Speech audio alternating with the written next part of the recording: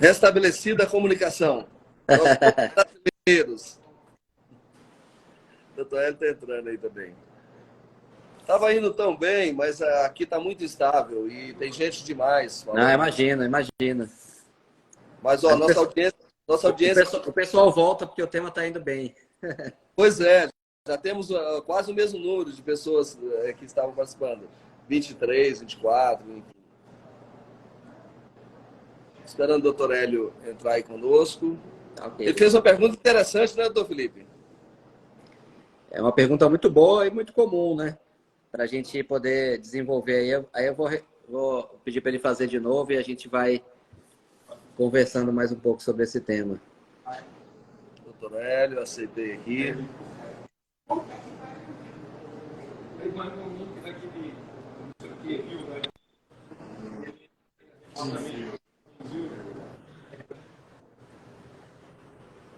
Aceitei o doutor Hélio e ele ainda não. Opa, tá agora, vamos lá. Doutor Hélio, aqui a comunicação está estável, sinal de que a feira tem muita coisa acontecendo, muita gente falando ao mesmo tempo. Sinal Nós de que está mudamos. bombando, né? Exato. Eu estou na sala de imprensa aqui, está muita coisa acontecendo. Vamos retomar, as pessoas já estão voltando também. O doutor Hélio fez uma pergunta interessante, o senhor estava respondendo, professor Felipe. O Conclua Hélio, para a gente ficar no segundo e no terceiro item. o Hélio pode até falar de novo a pergunta e aí eu já Foi mesmo? respondo de Ah, novo. sim. A questão que a gente gostaria de esclarecer aí, doutor, que a gente escuta praticamente quase todos os dias, é se a holding, para quem está habilitado, credenciado a constituir uma holding. Antigamente se falava assim, a gente escuta muito, é coisa de rico, é coisa de milionário. Como que está a situação hoje em dia? As pessoas estão se conscientizando que essa holding ela pode ser feita para pequenos produtores, para grandes produtores, grandes médios empresários. Como é que o senhor vê isso aí, doutor Felipe? Maravilha, Hélio. É uma excelente pergunta, como eu tinha falado há pouco. É uma pergunta muito comum, até porque acaba que todo mundo pensa que holding é para todo mundo, mas não é para todo mundo. Essa é uma primeira reflexão, né? Se eu tiver ali, como eu falei, por exemplo, um imóvel do produtor rural, que ele é um imóvel ali com valor muito baixo, e vamos botar aí, eu não gosto de botar limite de valores, até porque a holding ela tem pilares de proteção patrimonial, tem questão tributária, mas se eu pegar um imóvel de 200, 300, 400 mil reais, que vale até 800 mil, por exemplo, o valor de mercado, eu tenho que pesar se vale a pena eu pagar uma contabilidade aí todos os meses, se vale a pena eu ter esse investimento em prol de um micro produtor rural ali, digamos assim, né? Eu acho que não vale para esse público. Eu acho que é um público que vale a pena ele pensar, por exemplo, num outro instrumento de planejamento sucessório, como a doação via escritura pública, e ele utilizando regras de reserva de usufruto, de incomunicabilidade, enfim, ele consegue fazer isso via cartório de notas. Mas quando a gente fala de um pequeno produtor rural, as pessoas, às vezes, que não trabalham com agro, pensam, pequeno é só um nome, né? Porque esse pequeno produtor, muitas das vezes, ele já tem um patrimônio de 10, 20, 30 milhões de reais. Pode ser que ele não tenha comprado por esse valor, porque o valor histórico está bem baixo. Mas tem áreas como a supervalorização, Goiás é um exemplo disso, várias regiões que de 2000 para cá o valor multiplicou por 100. Então, a gente tem, às vezes, clientes que têm uma propriedade ali que ele comprou por 300 mil reais e hoje vale 30 milhões. Então, é comum até isso. Então, nesse caso, a gente tem um risco grande de deixar isso para o inventário, onde só de imposto aí em Goiás são 8% sobre o valor de mercado. Eu estou falando aí de 2 milhões e 400 mil só de TCMD em Goiás. A família de um pequeno produtor não vai ter condições de pagar esse inventário. Então, essa reflexão que a gente tem que fazer com relação a esse ponto. O que eu falo sempre é o seguinte, médios e grandes produtores é obrigatório já ter, ou pelo menos já pensar nessa reflexão. Abaixo do médio, a gente vai ter que analisar cada caso para verificar se é viável e até que ponto que é e qual é o melhor formato para se fazer isso, né? Lembrando que hoje a gente fazendo planejamento sucessório pela holding, eu sei que a gente deve ter alguma pergunta sobre isso, a gente tem a possibilidade de congelar o ITCMD, que é esse imposto estadual, no formato que ele está hoje. Há uma probabilidade desse percentual aí, dessa alíquota, subir para até 20% aí nos próximos anos, E aí começa a ficar mais difícil. Quando você colocou bem, Hélio, isso é só para milionários, só para gente. Sem dúvida, esse pessoal já tem ou vai procurar fazer a holding. Agora, no Brasil, pelo fato do ITCMD ser um imposto com uma alíquota relativamente baixa, 8%, até 8%, enquanto que nos Estados Unidos é de 40%, Reino Unido 40%, França, Japão 50%, 60%, lá já é comum se fazer uma estrutura de holding, offshore, trust. Agora aqui não, ainda não é comum. E acabou sendo muito mais comum para grandes empresários. Só que agora a reflexão já está. E a conta lá do inventário? Quem é que vai pagar essa conta? Será que eu vou ter que vender aquela única fazenda da família para pagar o inventário? E na hora de eu vender no inventário eu vou perder muito dinheiro? É essa reflexão que a gente começa a fazer nesse desenho da possibilidade de oferecer para um grupo maior de pessoas. Professor Hélio, muito boa a sua pergunta, enriqueceu bastante. Mas eu quero aproveitar esse gancho, já que nesse comentário você está falando, professor Felipe, a respeito do planejamento sucessório, porque a gente sabe que muitos pais, preocupados com o futuro, né, da família, já procurando organizar, né, ali para que os filhos assumam os negócios e tudo mais, alguns tomam a iniciativa de doar um bem em usufruto e se submetem a um imposto elevado, perde a propriedade do bem, se sujeita a perder os bens numa execução, enfim, um monte de problemas do usufruto. A gente comentou isso, inclusive, ontem no nosso Momento POPs, né? Que é o momento de proteção, organização patrimonial e planejamento sucessório. Mas com planejamento sucessório, justamente isso. Como o senhor vê, né, a questão da holding rural como um mecanismo de preservar o legado e já suavizar a transição de gerações? Maravilha. Eu sou apaixonado, um fã do planejamento sucessório, né? É dali que surge mais essa ideia de trabalhar até com holding. Justamente para evitar ali o inventário, boa parte dele, né? Como a Ana colocou, preocupação de lapidar o patrimônio. É exatamente isso. As pessoas elas têm que ter, pelo menos, a conscientização de que isso é provável que aconteça. Porque eu tenho um produtor rural, muitas das vezes, que ele não passou por um processo de inventário na família dele. Se ele herdou uma pequena terra, mas quando muito ele começou do zero. Então ele não sentiu essa dor ali de perder o pai e ter que enfrentar um inventário. Muito pelo contrário, ele conquistou tudo ali do zero muitas das vezes. Então, mostrar para ele uma dor que ele nunca vai sentir é difícil, ou que ele nunca sentiu. Então a gente tem que levar conhecimento e informação para ele. Essa informação é justamente isso. Olha, em regra, o processo de inventário ele vai para o judiciário, os filhos entram em conflito, se não tiver um bom alinhamento, e tem uma despesa de 10% a 15% sobre o valor atualizado do patrimônio. Além disso, a gente tem a questão de que a tendência é que isso aumente mais. Se for aprovado um projeto para até 20%, só de imposto vai ser esses 20%. Então, a gente tem daqui a pouco o Estado vai ficar com a metade da fazenda aí, da propriedade, né? Então, a gente tem ali uma realidade que é importante fazer essa reflexão. Para que não haja essa... Eu gosto de falar dos custos da ausência do planejamento sucessório. Tem alguns custos de não fazer. E aí, isso é importante a pessoa ter ciência disso. O custo de não fazer. Eu tenho o custo de deixar no inventário de 10% a 15% de despesa.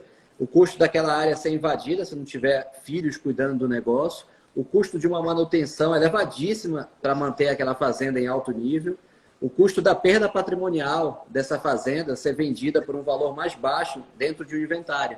Porque o vizinho, por exemplo, interessado provavelmente, vai botar ali a metade do valor, vai botar um valor mais abaixo. E às vezes os herdeiros que estão morando em outro lugar vão querer o percentual ali e não estão ligando muito para aquele legado que foi construído, né? Então essa reflexão é importante para a gente passar para duas possibilidades de planejamento sucessório que a gente tem dentro da holding. Ou eu posso doar com a reserva de usufruto, como um caso, ou eu posso fazer essa compra e venda das cotas. No caso da doação com reserva de usufruto, o que a gente recomenda é que seja explorado a reserva de usufruto. Não simplesmente coloque no contrato social que o pai doou 100% ali para os filhos e colocou a reserva de usufruto para ele. Em tempo, desculpe, mas em tempo, até porque nós temos telespectadores aqui nos perguntando, em tempo já dentro da holding, né? Já construída a holding, vai fazer a doação da reserva e aquela etapa anterior que a gente falou de proteção patrimonial, a gente já supera. Crio a empresa, integralizo o imóvel, TBI, registro de imóveis. Agora eu vou doar essas cotas, que já estão no nome da empresa. Então eu vou doar com reserva de usufruto, por exemplo, uma das possibilidades, e eu mantenho esse usufruto para o pai ou para os pais. A gente bota até um co-usufruto ali, um usufruto contínuo. Se um vier a falecer, o usufruto continua para o outro, para proteger ali os pais, né? E nesse caminho, eu tenho que colocar um tópico da reserva de usufruto ou do usufruto dentro do contrato social, explicando que esse usufruto ele é político e econômico. Direito político, direito de votar e administrar e arrendar e alugar, fazer parceria. E direito econômico, direito de receber os dividendos, os lucros, prolabore, enfim. Então, eu tenho que explorar isso. A reserva de usufruto, ela me qualifica a possibilidade de eu explorar. Mas se eu não explorar, eu posso ter um problema ali na gestão.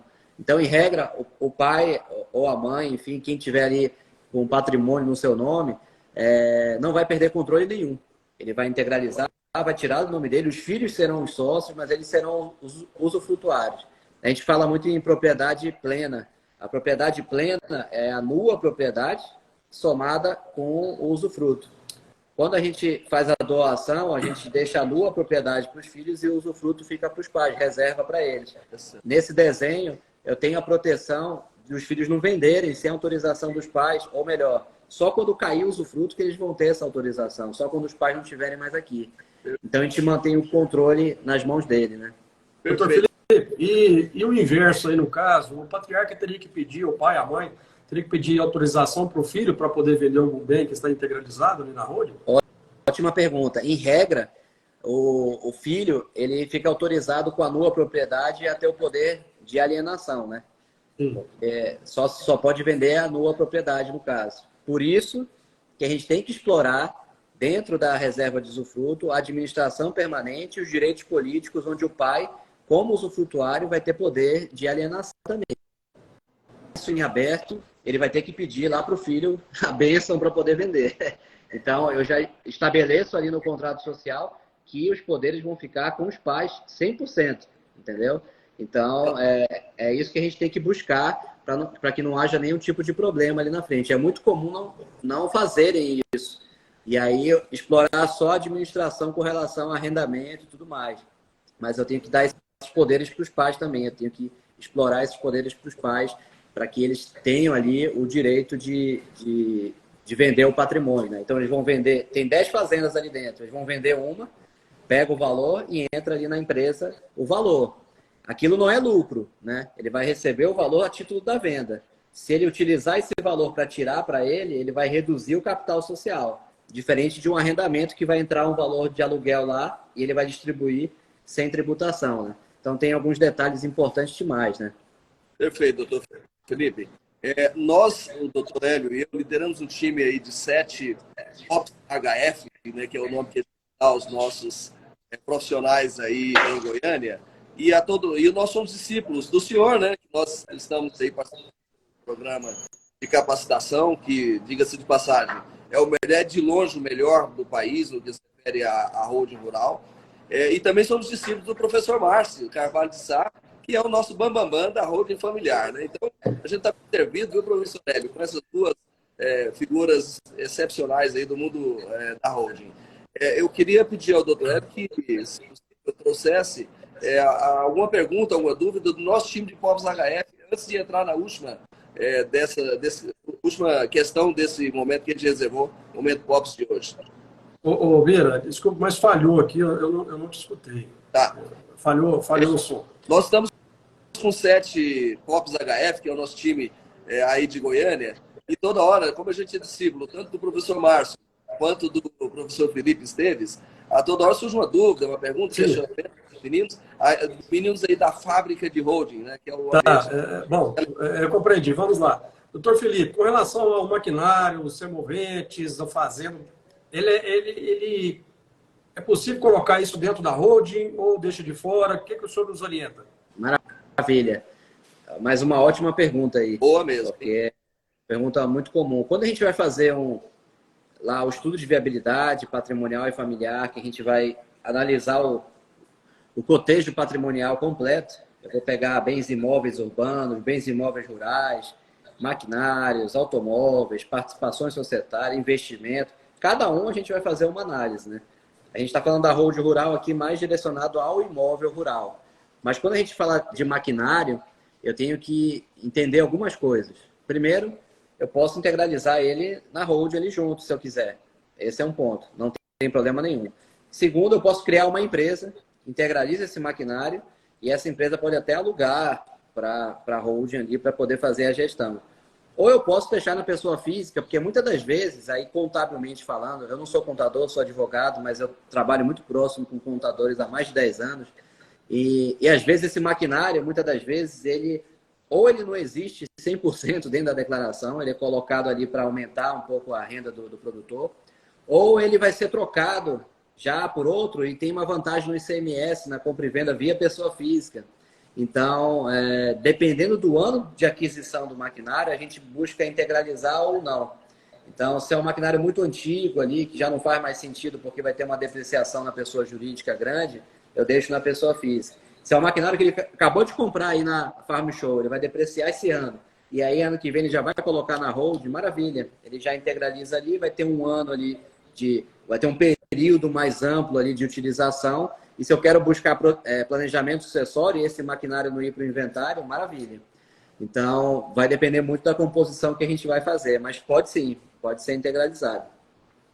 Muito boa pergunta. Antes de encerrarmos, nós ainda temos mais uns minutos bebendo dessa fonte de sabedoria aí, que é o professor Dr. Felipe Esteves. E a gente quer falar agora, professor, a respeito das estratégias tributárias, porque, afinal, a tributação no país, por força do tamanho, né, do Estado, que além de paquidérmico, que é enorme, pesa muito para o bolso do contribuinte, de pessoas e empresas, é necessário, dentro da lei, nada contra a lei, a gente sempre lembra isso aos nossos parceiros e também aos nossos clientes, é necessário desenvolvermos algumas estratégias tributárias que possam gerar uma margem, que possam viabilizar o negócio. O que o senhor tem a nos falar sobre as estratégias tributárias aplicadas à hold rural?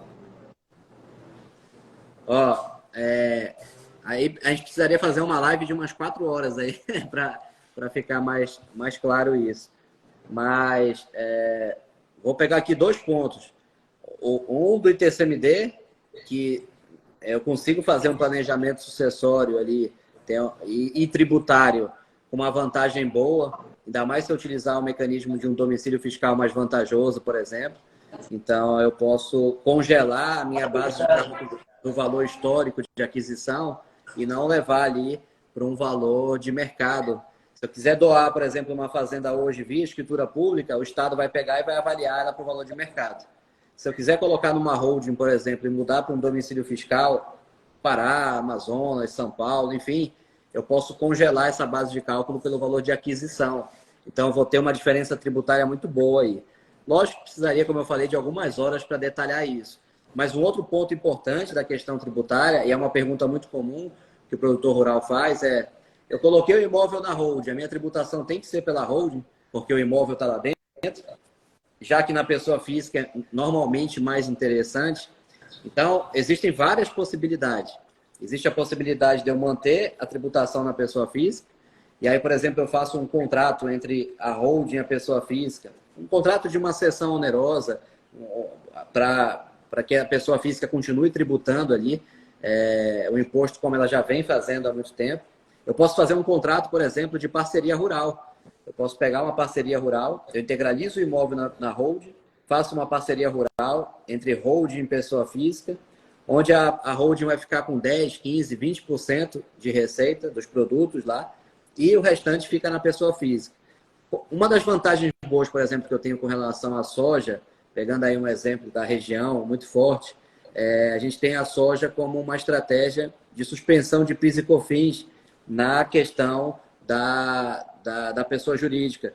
Então, eu tenho uma alíquota ali, que na pessoa jurídica seria em torno de 7%, caindo para quase 4%. Então, eu tenho uma vantagem boa sem PIS e COFINS. Fica interessante eu ter uma tributação na pessoa jurídica, mesmo que seja menor, e uma tributação maior na física. Não vai ter um impacto tão grande para o produtor rural. Lógico, como eu falei, era necessário a gente trazer uma série de de estratégias aqui para chegar até esse ponto que eu falei. Mas cada produto, e se for, por exemplo, a pecuária, venda direto do gado para um frigorífico, eu tenho uma vantagem de suspensão de PIS e COFINS, milho, milheto, algum outro produto, como café, cana-de-açúcar, tem uma legislação específica que em algumas situações eu consigo trazer uma estratégia boa para reduzir a tributação na pessoa jurídica. Mas de bate-pronto, é melhor ficar na física. Mas o que eu recomendo? Ficar na física a maior parte e uma parte menor na jurídica, porque isso vai ajudar a comprar novos imóveis pela pessoa jurídica, a de repente fazer uma compra e venda de cotas já com dinheiro na pessoa jurídica, que ao passar para a física em distribuição de lucros não tem tributação hoje. Então a gente tem uma vantagem muito boa tributária para alinhar isso junto com os clientes, né? Por isso que eu gosto de falar, que quando a gente fala em holding, eu estou falando em holding rural, eu não posso pensar só na criação de uma empresa e acabou, eu vou embora. Eu tenho que pensar na criação dessa empresa, integralizar os imóveis, proteger o patrimônio, trabalhar a sucessão, mas eu tenho que analisar os contratos rurais que podem estar envolvidos aqui no imóvel e tenho que analisar a atividade rural do produtor que vai ter impacto tributário. Então, eu tenho tributação, contrato e holding no mesmo caminho.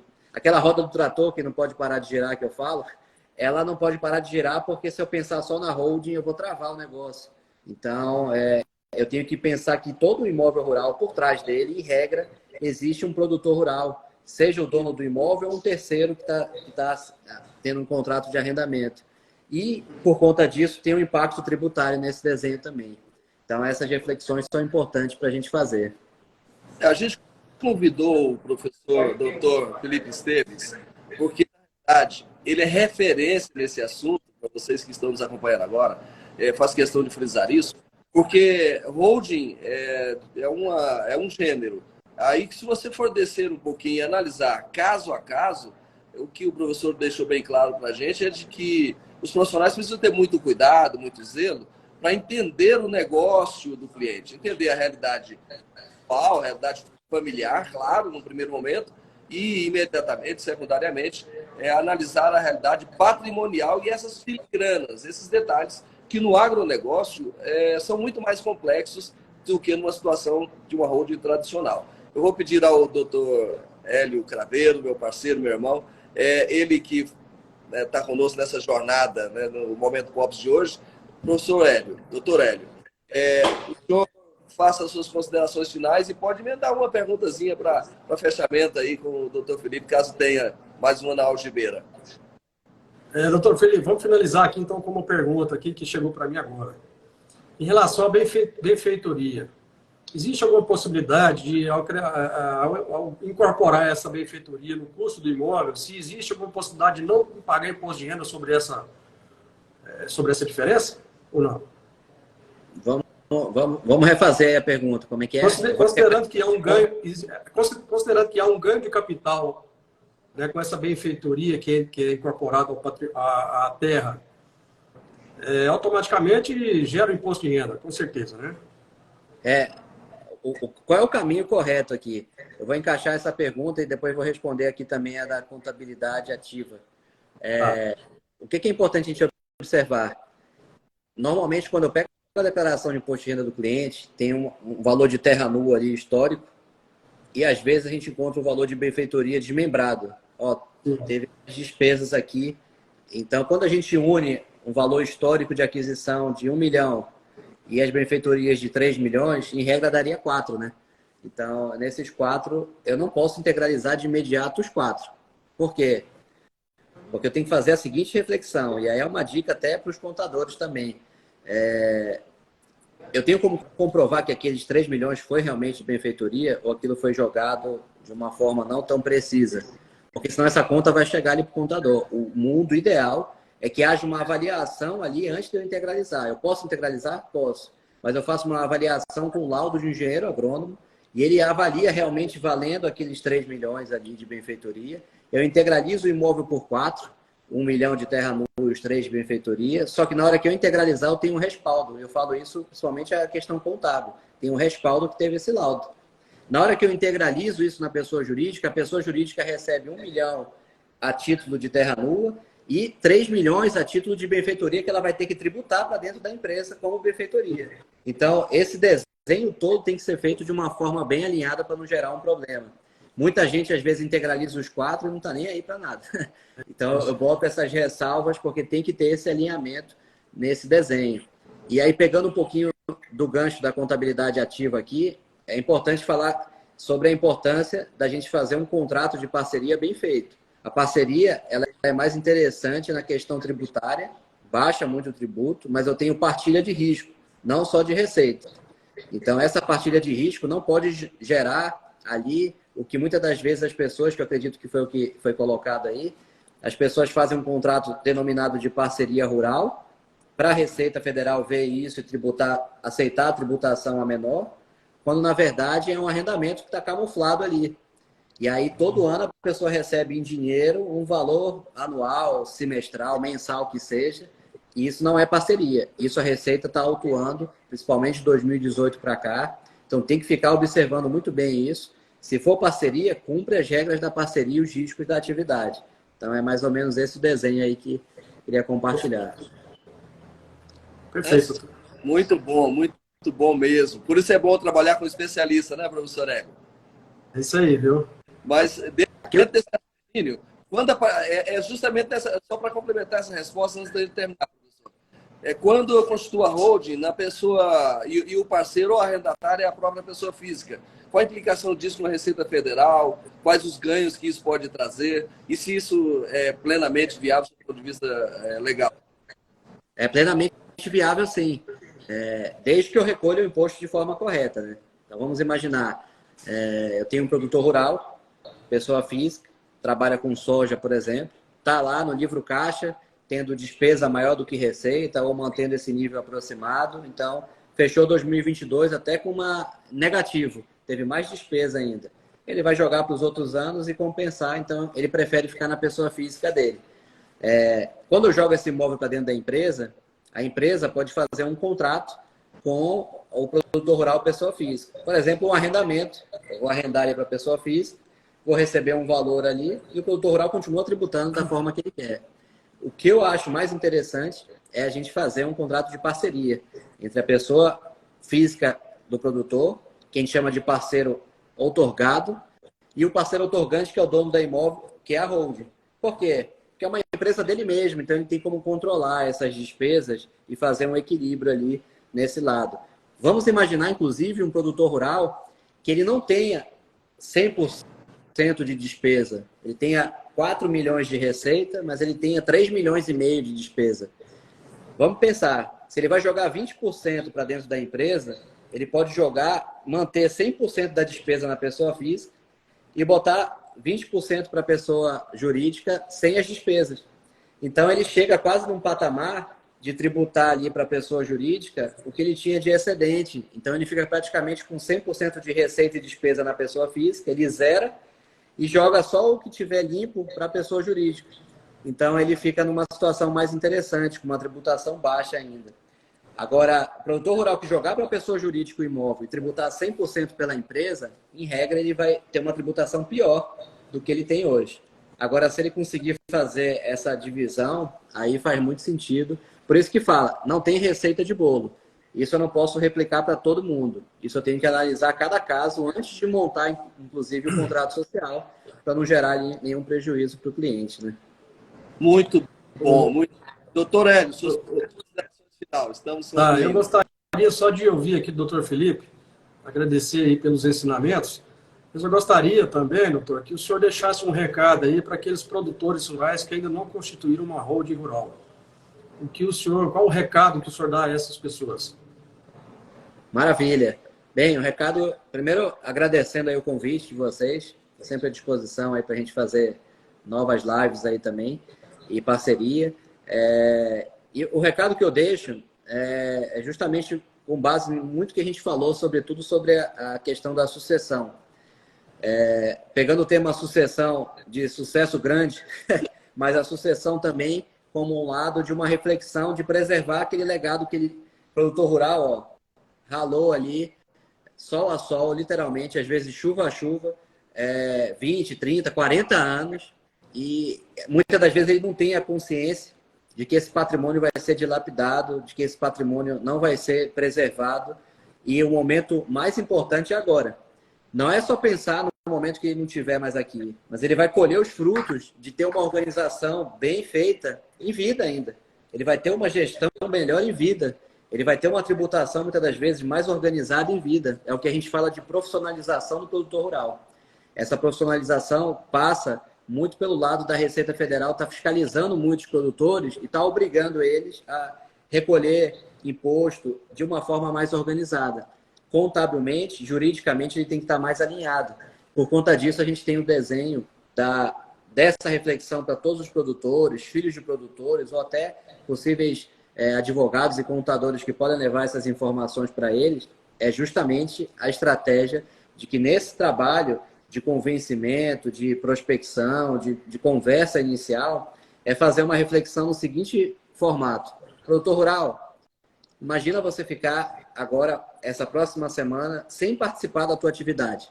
Você não vai mais fazer nada. Você vai ficar de fora só olhando. Me diz qual produtor rural que vai conseguir ficar 1 ou 2 dias fora da atividade dele. Então você imagina o caos que vai ser quando ele não estiver mais aqui. Não vai ter essa possibilidade de voltar. Essa é a reflexão maior. Se um dia ele acha que vai ter um caos, você imagina quando ele não estiver mais aqui, o que vai acontecer com aquele legado que ele tanto trabalhou e tanto tentou proteger.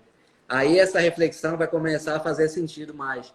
Que a ausência dele vai gerar não só a questão de imposto, nada, não, vai gerar muitas das vezes, porque muitas das vezes não tem filhos que trabalham no negócio ou que não querem trabalhar no negócio, um problema gigantesco para um filho que está no negócio em prol de outros 5 que não estão, para a esposa que está no negócio, para o marido que vai ficar no negócio e os outros que não vão estar vão acabar dilapidando esse patrimônio. Então, eu acho que preservar o legado é o elemento mais forte que a gente tem nessa reflexão de conscientização, elevar o nível de consciência do produtor rural. É por aí, né?